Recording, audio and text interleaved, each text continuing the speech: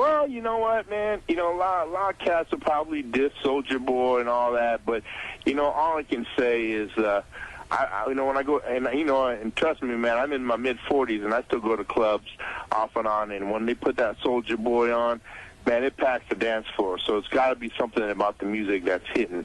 And, you know, hip-hop is growing and growing, and you can't hate on these cats because they're just opening more doors for new people to listen to hip-hop. You know, perfect examples like Black Eyed Peas, you know.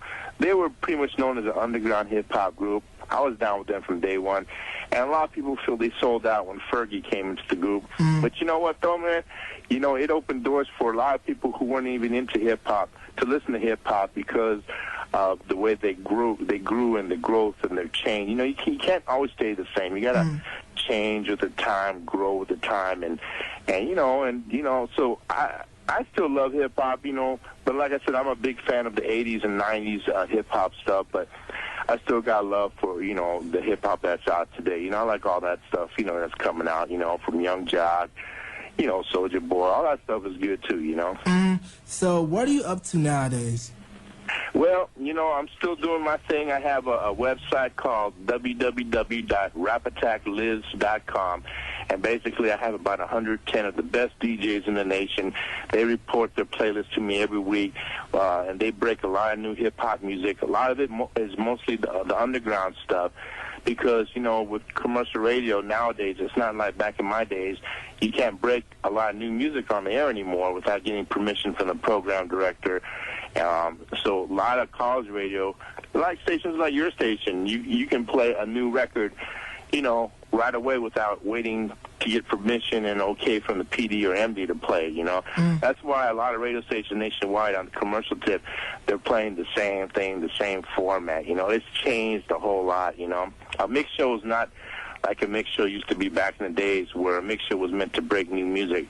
Now when you listen to a mix show on the radio, you're basically hearing the same songs, you know, over and over again, but it might be a different mix of a song, but it's the same artist, the same song. Right, definitely that, because when I interviewed legendary DJ and man of mixing and Camille, Cameron Paul, he was basically saying the same thing. Oh, my Lord. You talking to Cameron Paul? Yeah, Cameron Paul. That's one of my mentors, man. He's a really close friend of mine. I tell you, you know, he is one of the best, man, and he used to send me all his mixed vinyl records, and you know, that is one of the best cats in the industry from back in the days who really, you know, just did the best when it came to remixing, putting out those vinyl records that with remixes of hot songs on it. He even did a remix of My Hoopty for us by Mix-a-Lot on one of his mixer records. And, yeah, Cameron Paul, man, if you talk to him again, tell him that I give him a lot of love because Cameron Paul is definitely up there in the top 5, man. Definitely that. And also, a lot of people don't know that he did Push It for Salt and Pepper. Yeah, his version of Salt and Pepper's Push It was the one that put him on the map, you know? Definitely a hot record. Now, do you have a website or anything where people can get in contact with you? Well, yeah, I got 2 websites. My personal one is the one where you'll probably enjoy peeping out because I got a lot of my old school photos on there from back in the days with Mix-a-Lot, and then you'll see me in there with Kumo D, Houdini, Eazy-E. You know, I was on Eazy-E's first commercial single called Radio. I was on that one. All you got to do is log on to www.myspace.com/Nasty Nes, and that's spelled Nastynes. If you want to see me in a lot of the videos I've been in or movies, like I was in Kung Pao, Enter the Fist, and House Party 4, you can go onto YouTube, which is youtube.com/Nasty Nes, Nastynes 818, or you can log on to my main rapattacklives.com, and that's where I represent a lot of the college hip-hop radio DJs, and they're some of the best DJs around, man, and they're breaking a lot of new stuff from Guru, Gangstar, Soul Purpose, a lot of these new cats. Arash, I sent you his MP3. You got to check out this new artist named Arash, and I think he's up and coming, and yeah, man. So, yeah, those are the links. Log on, and, you know, I sent you my Mix-a-Lot Mega Mix that we were going to put up on vinyl. So I hope you play it. If you don't play it, listeners, if you doesn't play my Mix-a-Lot Mega Mix, call the station and complain. Yeah, you can file a letter complaint to Jack Bonnie out cheating. Nah. We're going to go in and get that mix in. But real quickly before we get into shout-outs, I noticed that in the Beepers record, the guitar riff, the dun-dun-dun, that was like from Bat Dance by Prince, right? That sure was. Yeah, how did y'all manage to get that? Because I know Prince, nobody samples Prince now. Well, you know what? Back in the days, man, you know, before a lot of people were doing that, everybody was sampling everybody's stuff, and no one was cracking down on it. It was like maybe a year or two later, if you start doing that, you get in deep trouble, man. So we were just, I guess you can say, lucky. Yeah, y'all got kind of lucky because I believe Prince, nobody samples Prince, and I know Michael Jackson is like probably real hard to sample, and the Beatles. Oh, yeah, you know, I just realized I was sitting in a Red Robin. They were playing House of Pain, Jump Around. Uh-huh. That was the original version with that you know, that squealing noise. Uh-huh. You know that's Prince. You know that was Prince. That sounded like Prince. Yeah, it is Prince screaming. I thought it was really someone blowing a trumpet. Wow. Now that's Prince, and I was like, dang, this sounds familiar. It's not House of Jump Around. I thought that was someone playing like an instrument, but no, that was Prince screaming. Wow, that's definitely what's up. Now, do you have any shout-outs before we conclude this interview?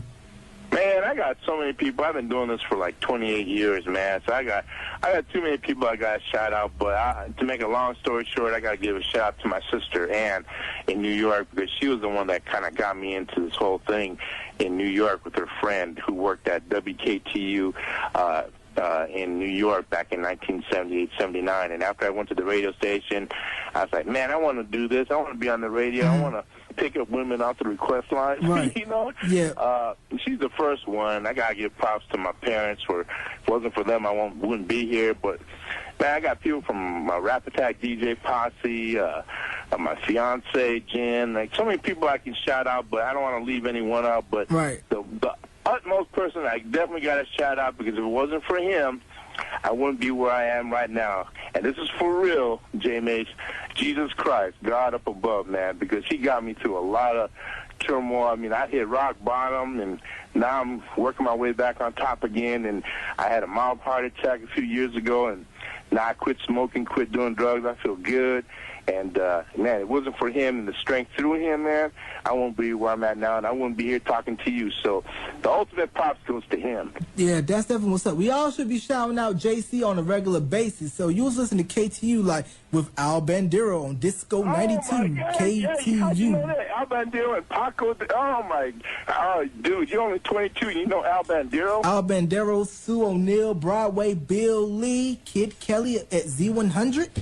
Oh, you know what, man? You got a bright career ahead of you, because you should be on Jeopardy, man, because you probably be a millionaire by now.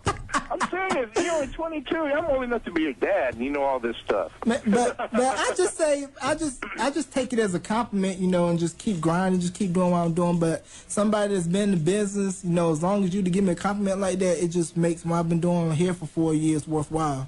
Well, I got to come out there because I got some homies out there. DJ Shayla, she's from out there, but she moved to New York. My boy Bro Rap, he's on the radio out there. Gerald Crump.